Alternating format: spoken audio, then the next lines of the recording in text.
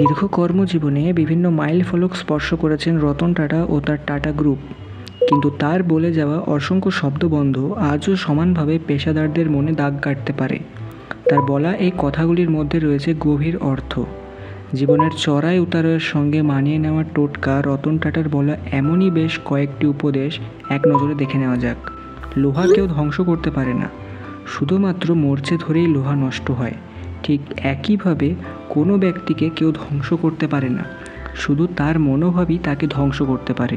কোনো ব্যক্তি কাউকে অনুকরণ করে সাময়িকভাবে সাফল্য অর্জন করতে পারে, কিন্তু ভবিষ্যতে তিনি কখনো সাফল্য পাবেন না।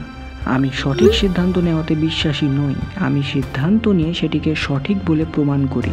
আপনার দিকে যে পাথর ছোড়া হচ্ছে তা সংরক্ষণ করে রাখুন এবং তা দিয়ে মনুমেন্ট তৈরি করুন।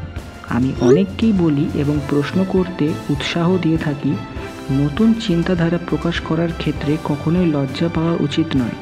এমনকি কোনো কাজ শেষ করতে নতুন পদ্ধতি অবলম্বন করার মধ্যেও কোনো ভুল নেই। তো আপনাদের কেমন লাগলো এই ভিডিওটা অবশ্যই কমেন্ট বক্সে জানাবেন, এবং রতন টাটার কোন বাণীটি আপনাদের সবথেকে বেশি অনুপ্রাণিত করেছে সেটিও জানাবেন। সাথে থাকবেন, পাশে থাকবেন সাবস্ক্রাইব করে। আমাদের চ্যানেলে নতুন মেম্বার হলে দেখা হচ্ছে পরবর্তী কোনো ভিডিওতে।